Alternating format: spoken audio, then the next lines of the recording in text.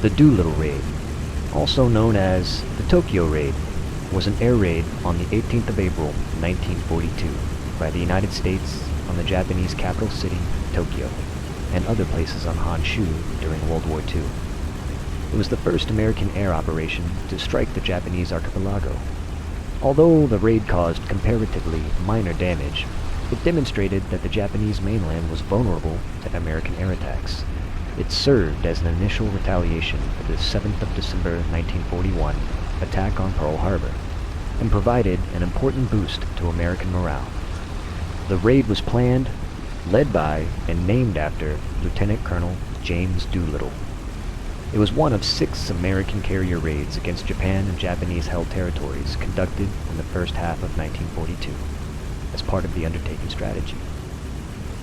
Under the final plan, 16 B-25B Mitchell medium bombers, each with a crew of 5, were launched from the U.S. Navy aircraft carrier USS Hornet in the Pacific Ocean. There were no fighter escorts.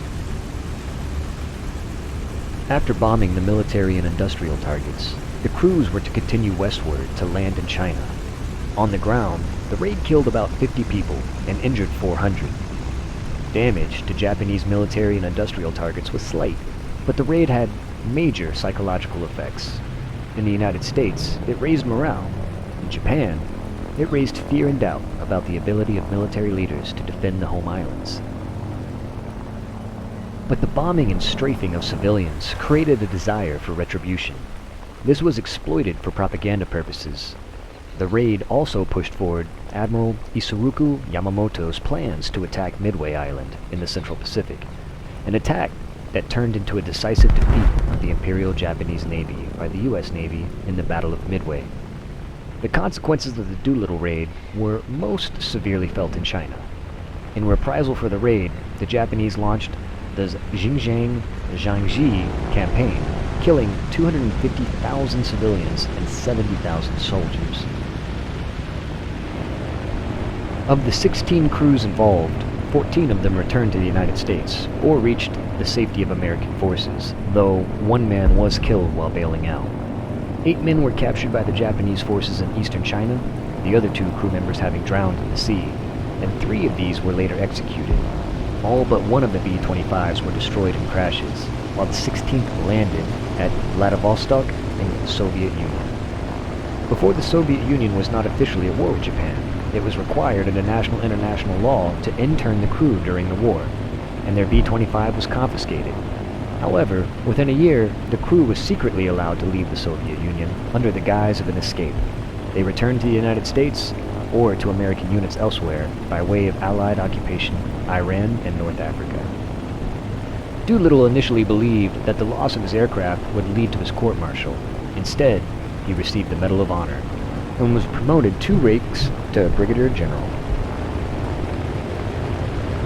President Franklin D. Roosevelt spoke to the Joint Chiefs of Staff in a meeting at the White House on 21 December 1941 and said that Japan should be bombed as soon as possible to boost public morale after Pearl Harbor. Doolittle recounted in his autobiography that the raid was intended to bolster American morale and to cause the Japanese to begin doubting their leadership. An attack on the Japanese homeland would cause confusion in the minds of the Japanese people and sow doubt about the reliability of their leaders.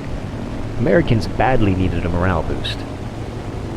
The concept for the attack came from the Navy Captain Francis S. Lowe, Assistant Chief of Staff for the Anti-Submarine Warfare. He reported to Admiral Ernest J. King on 10 January 1942 that he thought the twin-engined Army bombers could be launched from an aircraft carrier after observing several at Naval Station Norfolk Chambers Field in Norfolk, where the runway was painted with the outline of a carrier deck for landing practice. Doolittle, a famous military test pilot, civilian aviator, and aeronautical engineer before the war, was assigned to Army Air Force headquarters to plan the raid. The aircraft to be used would need a cruising range of 2,400 nautical miles, with a 2,000-pound bomb load, so Doolittle selected the B-25B Mitchell to carry out the mission. The range of the Mitchell was about 1,300 miles, so the bombers had to be modified to hold nearly twice the normal fuel reserves. Doolittle also considered the Martin B-26 Marauder, Douglas B-18 Bolo, and the Douglas B-23 Dragon. But the B-26 had questionable takeoff characteristics from a carrier deck, and the B-23's wingspan was nearly 50% greater than the B-25's, reducing the number that could be taken aboard a carrier and posing risks to the ship's infrastructure. The B-18 was one of the final two types that Doolittle considered, and he rejected it for the same reason. The B-25 had yet to see combat, but tests indicated that it could fulfill the mission's requirements. Doolittle's first report on the plan suggested that the bombers might land in Vladivostok, shortening the flight by 600 miles, on the basis of turning over the B-25s as Lend-Lease. Negotiations with the Soviet Union were fruitless for permission to land because it had signed a neutrality pact with Japan in April of 1941. China's Chiang Kai-shek agreed to the landing sites in China despite the concern of Japanese reprisals. 5 possible airfields were selected. These sites would serve as refueling stops, allowing the crews to fly to Chongqing. Bombers attacking defended targets often relied on the fighter escort to defend them from enemy fighters, but accompanying fighters were not possible. When planning indicated that the B-25 was the aircraft that best met all of the requirements of the mission, 2 were loaded aboard the aircraft carrier USS Hornet at Norfolk, and were flown off the deck without difficulty on 3 February 1942. The raid was immediately approved by the 17th Bombardment Group. It was chosen to provide the pool of crews from which volunteers would be recruited.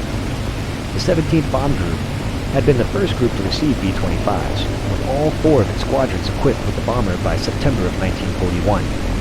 The 17th not only was the first medium bomb group of the U.S. Army Air Corps, but in early 1942 also had the most experienced B-25 crews. Its first assignment, following the entry of the United States into the war, was to the U.S. 8th Air Force.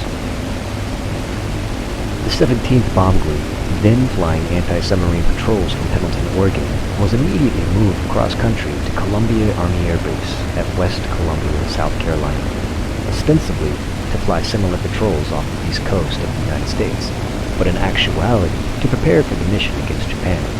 The group officially transferred effective 9 February 1942 to Columbia, where its combat crews were offered the opportunity to volunteer for an extremely hazardous but unspecific mission. On 19 February, the group was detached from the 8th Air Force and officially assigned to the 3rd Bomber Command. Initial planning called for 20 aircraft to fly the mission, and 24 groups of B-25B Mitchell bombers were diverted to the Mid-Continent Airlines Modification Center in Minneapolis, Minnesota, with support provided by 2 senior airline managers. Worrell Chamberlain Fields, maintenance hand, was the first modification center to become operational. From nearby Fort Snelling, the 710th Military Police Battalion provided tight security around this hangar. B-25B aircraft modifications included the following.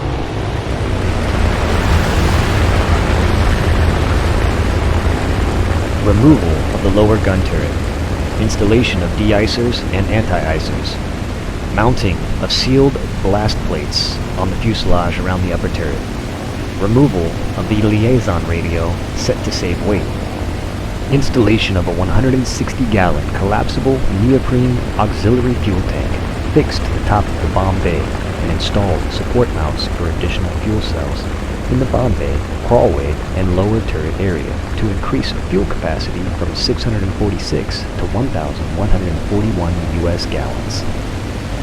Installation of mock gun barrels, broomsticks, in the tail cone, and replacement of the Norden bomb sight with a makeshift aiming device devised by pilot Captain C. Ross Greening that was dubbed the Mark Twain. The materials for this bomb sight cost only 20 cents. 2 bombers also had cameras mounted to record the results of the bombing. The 24 crews were selected and picked up the modified bombers in Minneapolis and flew them to Eglin Field, Florida, beginning on the 1st of March, 1942. There, the crews received concentrated training for 3 weeks and simulated carrier deck takeoffs, low-level and night flying, low-altitude bombing, and over-water navigation, operating primarily out of Eglin Auxiliary Field No. 1, a more secluded site. Lieutenant Henry L. Miller, a U.S. Navy fighter flight instructor from the nearby Naval Air Station Pensacola, supervised their takeoff training and accompanied the crews to the launch. For his efforts, Miller is considered an honorary member of the Raider group. Doolittle stated in his after-action report that the crews had reached a safely operational level of training, despite several days when flying was not possible because of rain and fog. One aircraft was written off in a landing accident on the 10th of March, and another was heavily damaged in a takeoff accident on the 23rd of March, while a third was removed from the mission because of a nose wheel shimmy that could not be repaired in time. On the 25th of March 1942, the remaining 22 V-25s took off from Eglin from McClellan Field, California. They arrived 2 days later at the Sacramento Air Depot for inspection and final modifications. A total of 16 B-25s were flown to NAS Alameda, California on the 31st of March. 15 made up the mission force, and the 16th, by the last minute agreement with the Navy, was loaded so that it could be launched shortly after departure from San Francisco to demonstrate the Army pilots that there was sufficient deck space for safe takeoff. Instead, that bomb was made